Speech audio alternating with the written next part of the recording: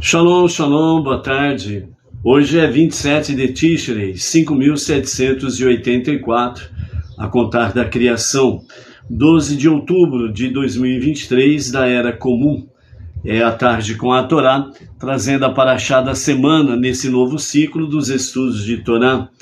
Estamos em Bereshit, no princípio, conhecido popularmente como Gênesis. Estamos aí na nossa primeira porção desse novo ciclo dos estudos de Torá. Hoje é o quinto dia da semana, é o quinto dia para o Shabat. E nós estamos aí nos preparando para a celebração do Shabat.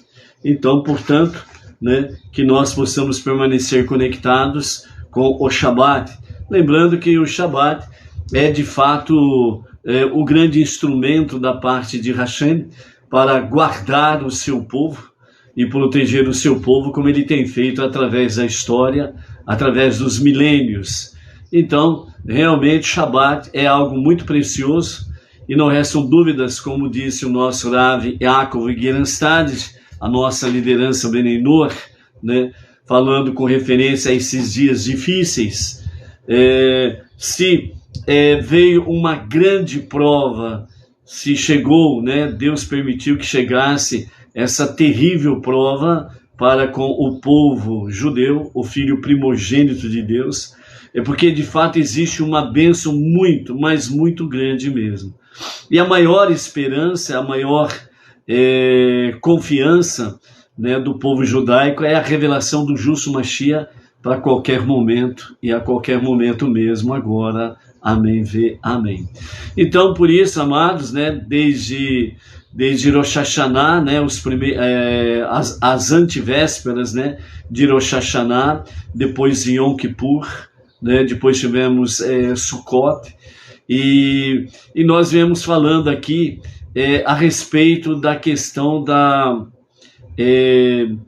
dos acontecimentos, que culminaram neste ano 5.784, exatamente em Shabat. Rosh Hashanah, Yom Kippur, Sukkot, ele tem também os seus dias dentro de Shabat, e dessa vez tivemos aí realmente o oitavo dia, o Shemini Atzeret e Simchat Torah, na terra de Israel. As duas festividades são feitas no mesmo dia. E foi exatamente nesse dia que começou esses atentados terríveis, terroristas, para com a nação do povo judeu, e veio trazendo muita dor, muita tristeza, ainda mais quando as notícias são atualizadas, vídeos são atualizados e são colocados nas redes sociais, e a gente vendo aí o nosso irmão sendo queimado vivo, os nossos bebês sendo decapitados, esquartejados, e não existe uma explicação para isso. Por isso que Dayan Haemet, o justo juiz, ele já iniciou, e ele tem realmente a sentença final para dar a esses algozes, porque como está escrito em diversas passagens, pela Torá, pelo Tanar, e também nós encontramos isso no livro de Salmos, que o verdadeiro guardião de Israel, que é o único Deus, o único Criador, o único Redentor e Salvador, é ele que realmente estará eliminando os inimigos do povo judeu. E os inimigos do povo judeu são inimigos de Deus. E essa é uma realidade. Quando uma pessoa, no seu, vamos dizer, no seu nível normal, que sabe muito bem o que é o bem e o mal, defende uns extremistas desse tipo, ou então defende partidos políticos que declaradamente defendem e se manifestam em favor desses atos terroristas. Então esses são inimigos não somente do povo judeu, são inimigos não somente do povo de bem, mas são inimigos de Deus. E é por isso que é inadmissível um monoteísta que realmente defende um partido de esquerda, esses partidos que são declaradamente a favor dessas barbáries. Então, um monoteísta que defende um partido político deste, ou um personagem político desse, tenha certeza de uma coisa: a sua fé monoteísta, ela está em dúvidas, ela não está clara, o seu procedimento espiritual. Essa é a realidade. Porque se, de fato, esses extremistas e os que os defendem são inimigos de Deus, como que pode um monoteísta ser a favor dessas pessoas? Não é verdade? Então, aquele que diz que é um monoteísta com fundamento judaico e orientação rabínica e defende, né, essas porcarias por aí afora vai, sinceramente falando, a fé dessa pessoa, ela precisa ser revista e urgente, porque não é brincadeira os fatos em si que aconteceram, e é ter alguém na sua sã consciência de defender, né, políticos, partidos políticos que são favoráveis a esses extremistas. Por isso, né, amados, né, as preces em favor do povo judeu são preces em favor de que Dayan Haemet, o justo juiz, ele realmente faça o que tem que ser feito dentro do campo da justiça, né? E como está escrito também em vários lugares, né, a vingança pertence a Deus. Nós precisamos realmente fazer preces em favor do nosso povo judeu, fazer prece em favor dos enlutados, né, e que realmente tanto os Benei Israel como os Benei Noach, que são verdadeiramente Benei Noach, no monoteísmo com fundamento judaico e orientação rabínica, não são pessoas enrustidas, né, escondendo-se, entre aspas, atrás de uma fé, mas que são verdadeiramente monoteístas, que realmente o eterno juiz, o verdadeiro juiz, dê a sua guarda, dê ordem aos seus malachim, os seus anjos, para guardar os Benei Israel, os Benei Noach, porque os dias são difíceis, não restam dúvidas. Em todos os lugares do mundo onde está havendo manifestação de apoio a Israel e ao povo judeu, infelizmente tem os do contra que, sem lógica nenhuma, são agressivos, têm agredido os manifestantes que estão de forma passiva, demonstrando o seu livre pensamento, mas os do contra, eles não aceitam o contraditório, eles não têm a capacidade de absorver o contraditório, então eles se tornam arrogantes, agressivos, eles se tornam traidores, e realmente você não pode dar as costas a pessoas desse nível, precisa estar atento e alerta, porque os dias são difíceis, ok? Então por isso, né, amados, que nós possamos de fato estarmos no monoteísmo com fundamento judaico e orientação rabínica, e estarmos alertas sobre tudo aquilo que acontece ao nosso redor e ao nosso derredor, né? Porque o inimigo está de empreita, né? Está ali, ó, de olhos arregalados, né? Contra o povo judeu, contra Israel e aqueles que são favoráveis realmente ao povo escolhido de Deus. Por isso, os Benei Israel, os Benei Noach precisam de fato muita proteção, porque o inimigo é cruel. Então esteja sempre pronto a se defender, defender sua família, defender realmente o seu patrimônio diante destas incursões maléficas destas pessoas, né? E certos de uma coisa: se tão somente a nossa fé e a nossa confiança está em Hashem, então nós precisamos seguir em frente em direção cada vez mais à nossa jornada monoteísta com fundamento judaico e orientação rabínica. Temos sim uma grande, maravilhosa labuta, trabalho, né, pela frente, que é exatamente fazer a expansão, o faratistá, da unidade e da unicidade de Hashem. realmente levarmos cada vez mais avante que há um só Deus, um só Criador, um só Redentor e Salvador.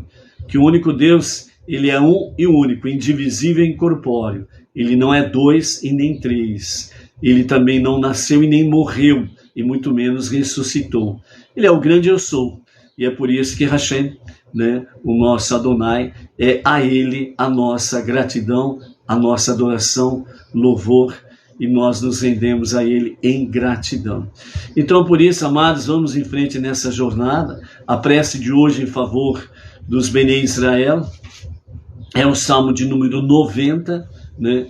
E o Salmo de número 90, o seu comentário diz assim: esse Salmo retrata a brevidade e fragilidade da existência humana na Terra e suplica a Deus para nos ajudar a utilizar o nosso limitado tempo nesta vida de modo adequado e produtivo, né? Então a nossa vida, que é frágil e passageira, nós precisamos realmente suplicar a Hashem que esse limitado tempo de vida que temos aqui, que nós possamos usá-lo de forma adequada e produtiva, né?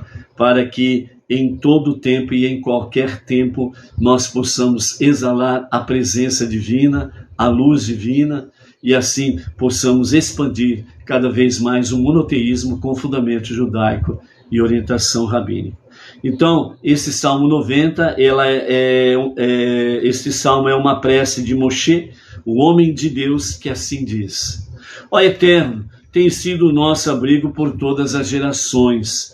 Antes que se formassem as montanhas, antes que fosse criada a terra, de eternidade a eternidade, tu és Deus. Fazes o homem tornar ao pó e dizes: arrependei-vos, ó filhos do homem.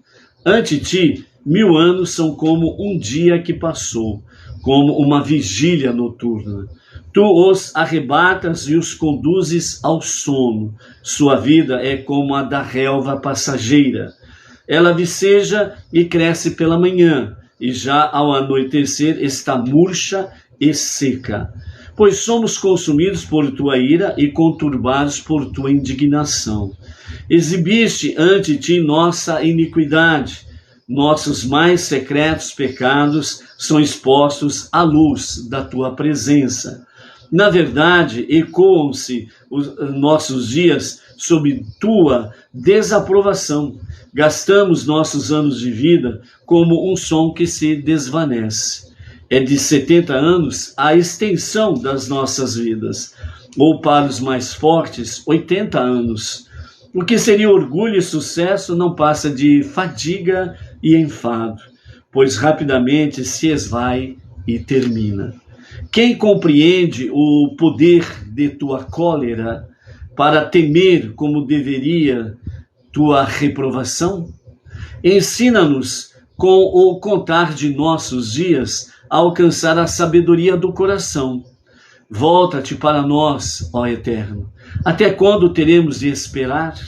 Volta-te para teus servos. Sacia-nos pela manhã com a tua benignidade, para que nos possamos regozijar e cantar ao longo de nossos dias. Alegra-nos na proporção dos dias em que nos afligiste, dos anos em que nos abateu a adversidade.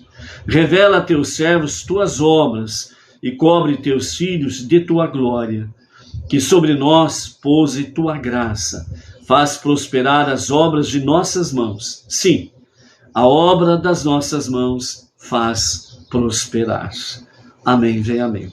Então, amados, né, que esse salmo alcance rapidamente, né, o nosso amado povo judeu, o nosso irmão mais velho, e que nós possamos realmente estarmos aí trilhando o caminho do monoteísmo com fundamento judaico e orientação rabínica, para que nós possamos de fato, né, cumprirmos a nossa tarefa suprema, que é ombro a ombro com o povo judeu, transformar este mundo para ser a moradia de Deus. E esse é um trabalho difícil, é um trabalho para os corajosos, é um trabalho que realmente os preguiçosos e os covardes eles não conseguem trilhar esse caminho, eles não conseguem trilhar esta jornada. Por quê? Porque ele é um mar de rosas, mas com espinhos. Enquanto que os preguiçosos e covardes, eles querem apenas as pétalas da rosa, não querem os espinhos.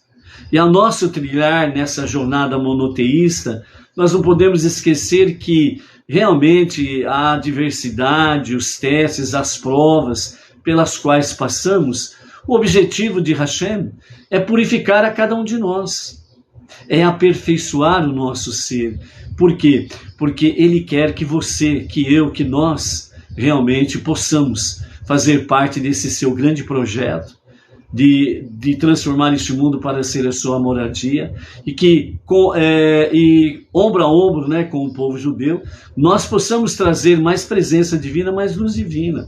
E para fazer isso, nesses tempos tão turbulosos, esses tempos que nós estamos vivenciando aí, tremendo, terrível, cruel, traiçoeiro, as fileiras de Hashem precisam de pessoas valorosas, pessoas corajosas, que em princípio têm a grande virtude. Qual é a grande virtude? De vencer o seu eu, o seu ego, o seu egocentrismo, que é o nosso maior inimigo. Esse é o nosso maior inimigo. E quando nós vencemos o nosso ego, o nosso egocentrismo, então realmente nós já estamos aptos, devidamente qualificados, para podermos fazer parte do exército celestial, do exército de Deus, para transformar este mundo em sua moradia. E é por isso que Deus ele sempre procurou as pessoas, através da história bíblica e através da história contemporânea, pessoas realmente valorosas. É bom lembrar que, veja bem, Israel teve como primeira ministra Golda Meir, né, chamada também de a Dama de Ferro. Né? Então a Golda Meir foi a primeira ministra de Israel e ela foi desafiada, né, pela ONU, pelos inimigos, né, a baixar as armas, né, para que realmente o exército, as forças de defesa de Israel se desarmassem. E ela deu uma resposta forte, poderosa, que ainda recua até os tempos atuais e ainda vai recuar por muito tempo, vai ressoar por muito tempo, onde ela respondeu aos seus inquisitores. Se o povo palestino, falando dentro do aspecto, obviamente, daqueles extremistas que sempre dominaram o povo palestino, se eles abaixarem as armas, haverá paz. Mas se nós, Israel, abaixarmos as armas, Israel não existirá mais. Então, de fato é isso. Qual que é a lição que nós temos aí? Que tem cunho de Torá. Como? Moshe. Já pensou Moshe se ele tivesse realmente feito com que o povo realmente se ficasse desarmado e não reagisse diante de uma agressão injusta e iminente? Moisés e o povo que saiu do Egito já teriam sido eliminados logo após a saída do deserto, do mar de juncos, quando Amaleque atacou traiçoeiramente. E Moisés e o seu exército, né, realmente colocou Amaleque e a sua turma para correr. Ok? Então por aí afora vai. E Yehoshua, na conquista da terra prometida, ele não foi com flores, ele não foi com bolinho de fubá, ele não foi com arroz e feijão para falar para o povo lá, cai fora que agora nós vamos habitar aqui. Não, foi com batalhas, com guerras. David Meller, o rei David, se ele tivesse abaixado as armas, Israel teria sucumbido diante dos seus inimigos. Se Davi tivesse ido contra o gigante Golias com flores, nem pó de Davi teria sobrado naquele momento. Então, Deus é o nosso guia, Deus é o nosso guardião. E Ele está precisando de pessoas valorosas para estar à frente nesta batalha. que nós temos por aí, a começar a vencer o nosso eu, o nosso egocentrismo, porque aí nós somos devidamente habilitados para fazermos parte do exército de Deus, para ombro a ombro com o povo judeu, nós estarmos aí realmente expandindo o monoteísmo, mas também defendendo a nossa fé, defendendo o nosso povo, nossa família, para que o inimigo não venha fazer com que venhamos sucumbir às suas mãos. Entendeu? Então, essa é a realidade, que nós precisamos estar aí, realmente fazendo parte desse maravilhoso exército invencível de Hashem. Ok? Então, por isso, amados, que nós estejamos alertas, que nós estejamos realmente prevenidos, né? Porque o inimigo é traiçoeiro e é cruel. Então, por aí, você vai se preparando adequadamente, ok? Temos aí hoje, no nosso quinto dia, a nossa leitura do nosso Shiur, capítulo 4 de Bereshit, do verso 19 até o verso 22, né? Que diz assim: Lemelech desposou duas mulheres, a primeira se chamava Adá, e o nome da segunda era Tzilá. Adá deu à luz a Iaval, ele foi o ancestral dos que vivem em tendas e apacentam rebanhos. O nome de seu irmão era Iuval, ele foi o ancestral dos que tocam harpa e flauta para adoração de ídolos. Tzilá também teve um filho chamado Tuval-Caim, um artífice de utensílios de cobre e ferro que viravam armas. A irmã de Tuval-Caim era Naamá, né? Então, esses são os versos do nosso shiur de hoje, né? Dando uma palha sobre isso daqui. Então, começando de trás para frente, que a gente sempre começa o contrário, né? Vem de trás para frente, né? Então, vejam bem que Naamá, que aqui fala o verso 22 do capítulo 4, Naamá, ela foi quem casou-se com Noah. Então, o que nós temos aqui dentro da questão da genealogia até o momento e dando um passinho a mais à frente? Então, nós temos aqui Adão e Havá, certo? Tiveram 3 filhos, Caim, né? Caim, Hevel e Shet. Todos já sabemos que Caim matou Abel. Ok? Então Abel não teve tempo de ser promíscuo, né? Prolífico, né? No sentido de dar à luz filhos, né? De fazer filhos e ter a sua descendência por gerações afora. Então Caim cortou essa possibilidade de Hevel. E o terceiro filho que nasceu de Adão e Havá foi Set ou Shet, né? Então Caim, a sua descendência é Enor, Irad, Mehuiael, Metushael, né? E veio Lemelech. Lemelech casou com 2 mulheres, né? Adá e Tzilá. A mulher Adá de Lemelech, ela teve 2 filhos, Iaval e Iuval, certo?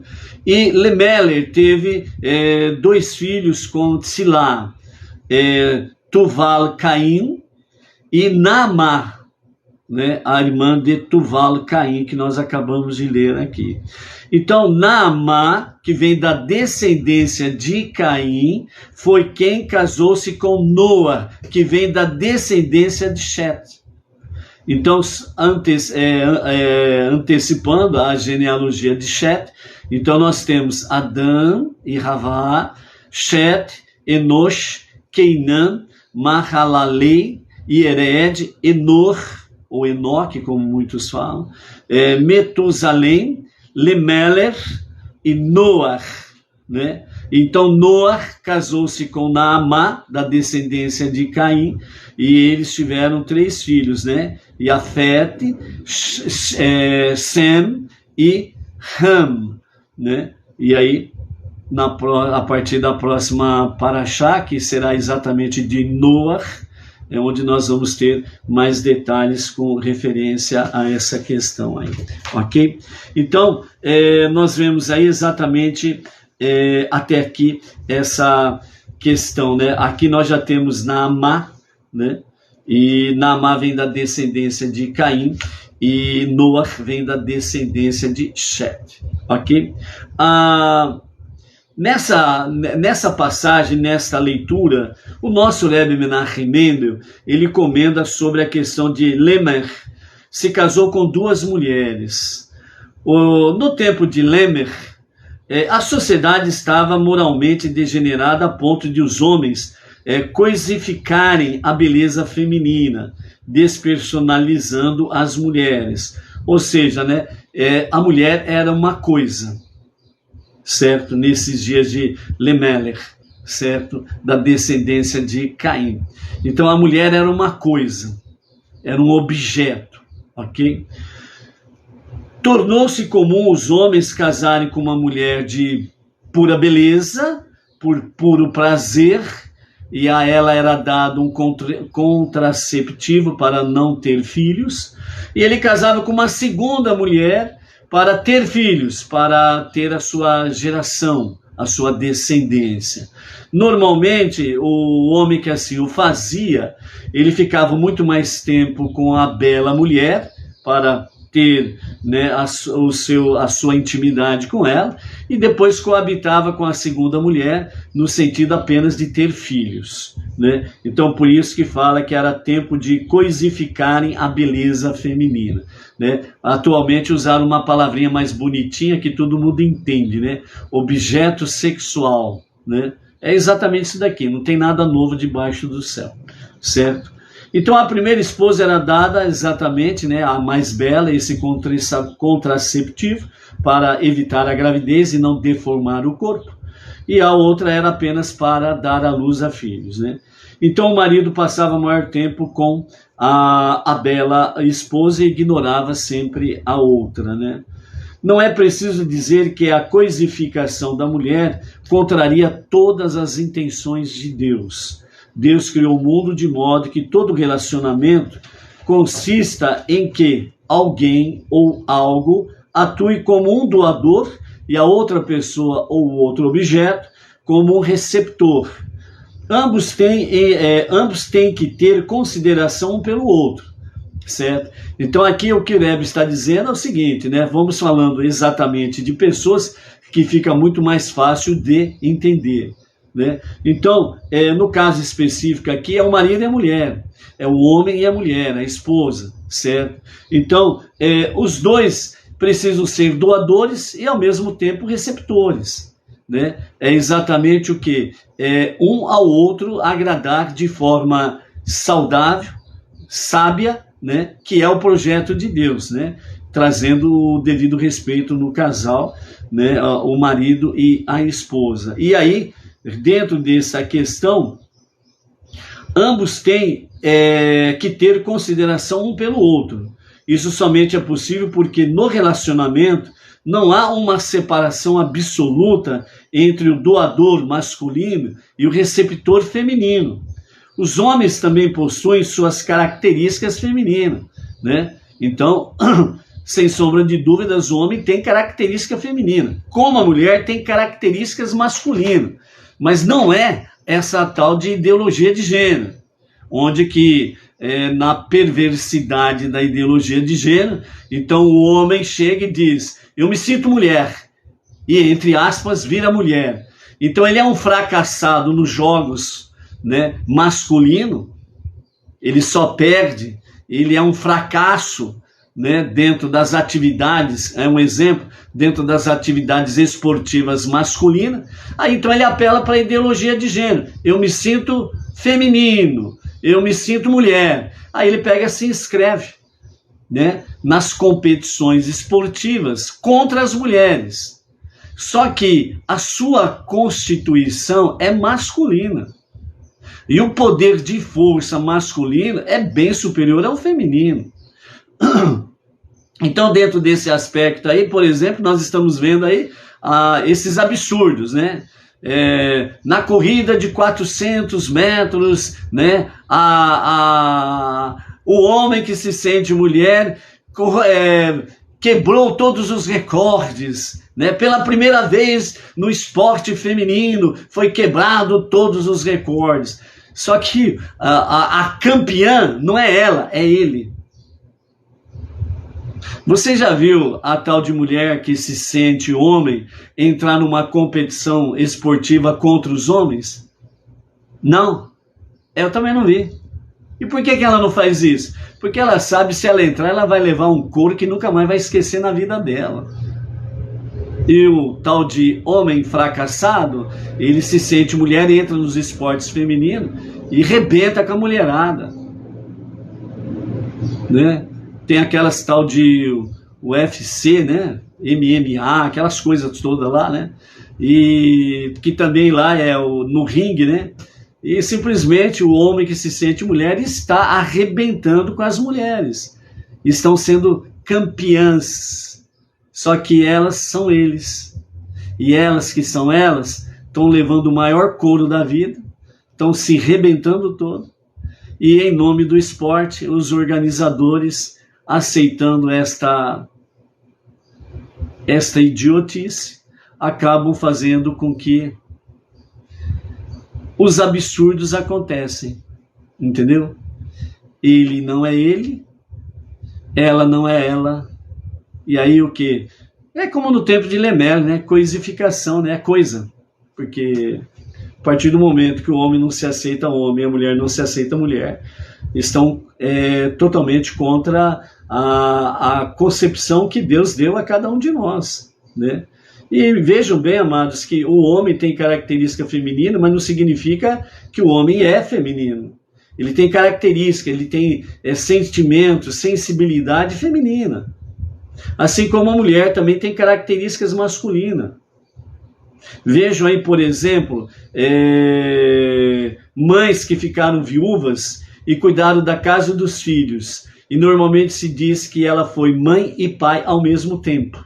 Entendeu?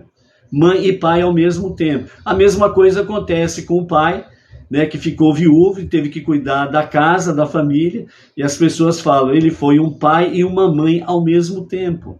Então são características, não significa que o masculino, por ter característica feminina, que ele está se corrompendo no seu sentido nato de homem. E nem a mulher, com a sua natureza feminina, que tem características masculinas, que significa que está corrompendo a sua natureza feminina. Certo? Essa é a questão, né? E por aí afora vai. Então, como diz o ditado, né? Para um bom entendedor, um pingo é uma letra. Agora, quem não quer entender, não podemos fazer nada. Então, por isso, dentro desse aspecto, o homem e a mulher, né? Como diz o Rebbe aqui, o doador homem e o receptor feminino, né? Na realidade não há separação. Por quê? Porque ao mesmo tempo que a doadora é receptor, ao mesmo tempo que a mulher é receptora, ela é doadora. E é por isso que a harmonia do casal é importante para a sobrevivência realmente do casal, da família. E quando um só é doador e o outro não, só quer receber, receber, receber, e o outro só fica, como diz o ditado, chupando o dedo, né? Então as coisas ficam complicadas. Então por isso que doador e receptor, que o nosso Rebbe está trazendo aqui, é realmente de poder apreciar a maneira do cônjuge em se complementar um ao outro. E perceber assim que temos que combinar nossas forças, valorizando a contribuição que cada um de nós pode fazer para o nosso objetivo divino comum. Ok? Por que Deus é do agrado dele, ele recompensar os seus filhos da obediência? Exatamente dentro desse aspecto, doador e receptor. Porque se nós ficarmos apenas servindo a Deus, doando-se a Deus, e realmente nós não recebemos nada de Deus, o que vai acontecer? O nosso amor a Deus vai esfriar. Então, por isso, sempre foi do agrado de Deus, desde a concepção do ser humano, ele abençoar, recompensar o ser humano. Porque ele sabe que todos são merecedores, pelos seus méritos, realmente de bênçãos e recompensas. E ele, como Pai das misericórdias, é da sua satisfação, é da sua alegria em poder doar aos seus filhos bênçãos e recompensas. E isso é uma realidade dentro da nossa vida prática. Então, por isso, amados, nós temos aqui nessa questão, nessa porção, onde nós podemos, de fato, aprendermos que Levítico 19:18, amarás o teu próximo como você ama a si mesmo, está dentro desse aspecto exatamente do que? Está dentro do aspecto da questão de doador e receptor, né?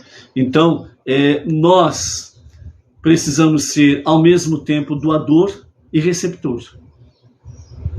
Porque isto é algo natural que Deus fez. É algo natural, né? Para que nós possamos cada vez mais podemos ter união e unidade na nossa jornada monoteísta com fundamento judaico e orientação rabínica.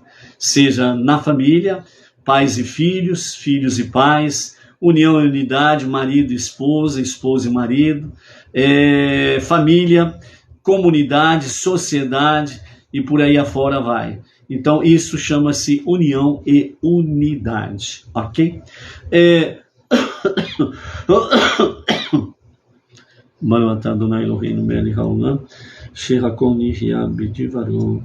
Amém. Hoje nós queremos aqui, para finalizarmos, nós queremos trazer para você um midrash que nós falamos nesse dia, sobre as letras brigam por uma oportunidade preciosa de ser a primeira letra da Torá. Então nós vamos trazer essa, entre aspas, né, essa briga das letras do alfabeto hebraico. Então o Midrash ele nos fala assim, as letras Aleph, Beit se reuniram, né, quando fala as letras ou o alfabeto Aleph, Beit, significa todo o alfabeto hebraico, ok? Se reuniram em volta de Hashem, ansiosas e agitadas, e com muita expectativa. Logo, uma letra filizada seria escolhida por Hashem para iniciar a primeira palavra da Sagrada Torá, o tesouro mais precioso do mundo. Qual letra seria a escolhida? Cada letra queria que Hashem a escolhesse dentro de todas as outras, e juntas elas gritaram por atenção. Por favor, Hashem, inicie a Torá comigo, gritavam todas elas de uma só vez. A letra Tav se aproximou e disse, Hashem, eu sou a maior de todas as letras, eu sou o Tav, a primeira letra da amada palavra Torá. Eu sei que cada letra do Aleph Beit equivale a um número. Eu sou equivalente ao número 400, o maior número de todas as letras do alfabeto. O senhor não acha que eu devo estar no começo da Torá? Então, Hashem respondeu, creio que não. Porque um dia eu usarei você como um mau sinal. Daqui a muitos anos, quando eu destruir o Beit HaMikdash, usarei você, Tav, para marcar os judeus que merecem morrer. Naquela época, eu mandarei o anjo da morte voar até Jerusalém e selecionar os judeus que são de Sadiquim, os justos. Na testa de cada de Sadiques, ele marcará a letra Tav com tinta invisível. O Tav representará a palavra hebraica Tirrier, que quer dizer você viverá. E os judeus assim marcados terão permissão para viver livres de seus inimigos. Então eu ordenarei ao anjo da morte, separe os judeus que são perversos, os Rechaim, marque na testa de cada Rachá, perverso, a letra Tav, mas não com tinta, mas com sangue. O Tav de sangue representará a palavra hebraica Tamut, que quer dizer morrerá. E os judeus, assim marcados, serão destruídos por seus inimigos. Você vê agora, Tav, porque eu não quero usá-lo no começo da Torá, porque um dia você servirá como uma marca para os judeus que devem morrer. Ao ouvir isso, Tav foi embora, profundamente desapontado. Então a letra Shin deu um passo à frente, confiante, e se curvou e implorou em voz alta: por favor, Hashem, use-me como a primeira letra de sua Torá. Depois do Tav, eu sou o maior número no Aleph Beit, equivalente a 300. Eu estou até mesmo no começo de um dos seus nomes sagrados, o nome Shaddai. Então Hashem respondeu à letra Shin: de jeito nenhum, pois embora você seja verdadeiramente importante, Shin, você inicia os nomes de coisas detestáveis. Por exemplo, Shav, que quer dizer falsidade, mas também com a sua letra que se escreve Sheker, que quer dizer mentira. E eu odeio mentiras e falsidades. Eu construí meu mundo baseado na verdade. O Shin também foi embora desapontado e desolado. Isso não desencorajou o Resh. O Resh de se aproximar do trono de Hashem. Ele achava que tinha um argumento convincente. Disse ao Eterno: tenha piedade de mim, Hashem, e honre-me deixando que eu inicie a sua Torá. O Senhor é conhecido como um Deus misericordioso. Eu sou a primeira letra da palavra Rahun, que significa misericordioso. Também devo mencionar que estou no começo da palavra Refuá, cura. A voz do Resh soava um pouco acanhada, porque ele sentia que Hashem poderia recusar o seu pedido, como os outros. Seus temores se confirmaram, pois Hashem explicou: daqui a muitos anos, Moshe Rabbeinu guiará o povo judeu através do deserto. Alguns judeus ingratos não desejarão ter Moshe como líder. Em seus corações eles murmurarão: seria melhor servir ídolos no Egito do que servir a Hashem como homens livres no deserto. Eles gritarão: vamos nos rebelar contra Moshe, escolher outro líder e voltar para o Egito. Você sabe, Resh, perguntou Hashem, que você é a primeira letra da palavra Rosh, que significa cabeça, líder, que será gritada pelos judeus rebeldes? Para tornar as coisas piores, Hashem continuou: você é o início da palavra Ra, que quer dizer mal, e Rashá, que quer dizer perverso. Uresh entendeu que ele não seria aceito e concordou relutante. Rapidamente a letra Kaf aproximou e foi falando a Hashem. E quanto a mim? Perguntou. Eu sou uma letra maravilhosa. Quando os judeus forem rezar, eles me usarão para poder começar a prece de Kedushá. Eles proclamarão: Kadosh, Kadosh, Kadosh.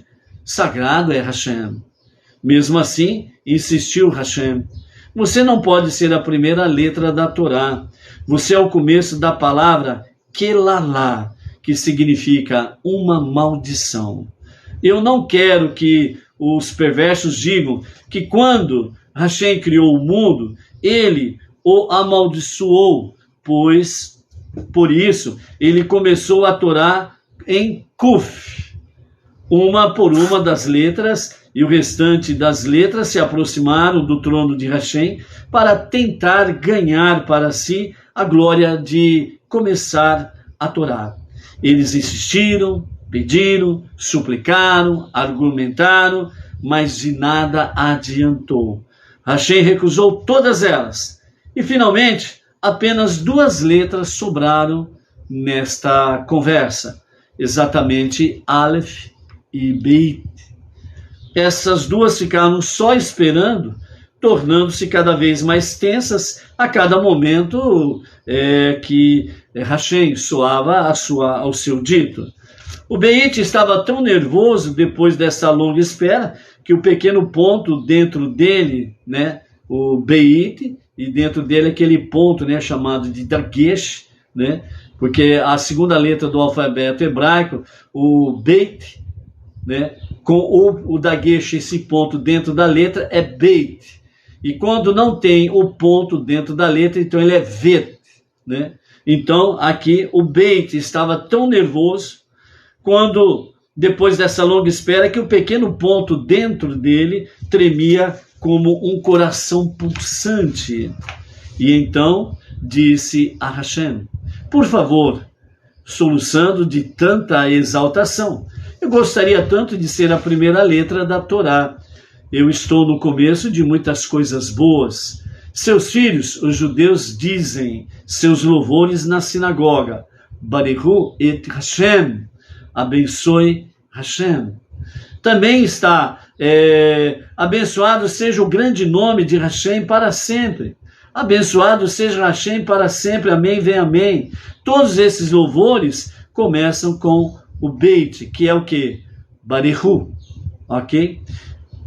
Dessa vez Hashem concordou e disse, sim, eu começarei a Torá com você, Beit. Beit está no início de Berachá, de bênção.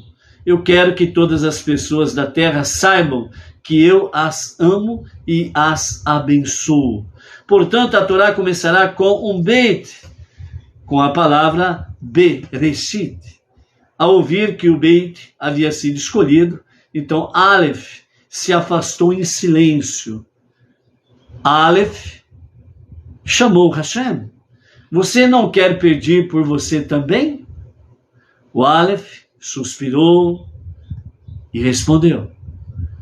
Eu sou uma letra tão insignificante, disse ele humildemente. Todas as outras letras do Aleph Beit são mais importantes do que eu. O Beit equivale a 2, o Gimel a 3, o Dalit a 4 e assim sucessivamente. Eu sou apenas um número pequeno, o número 1. Então Hashem respondeu a Aleph.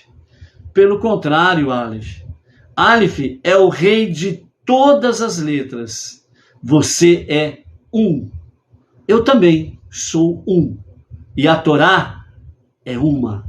Portanto, quando eu der a Torá no Har Sinai, o Monte Sinai, eu começarei com você. Você estará no começo do Haseret Hadibrot, os 10 ditos de Hashem, popularmente conhecido como os 10 mandamentos. Então eu começarei contigo, dizendo, Anohi Hashem, eu sou Hashem. E então, dessa forma, Deus, ele decidiu colocar o Beit como a primeira letra e Aleph como a primeira letra no Har Sinai, no Monte Sinai, onde ele diria, Anohi Hashem, eu sou Hashem. Então, amados, esse é o diálogo das letras com o Eterno, né? Entre aspas, no bom sentido, né? A briga das letras para ser a primeira letra da Torá, ok?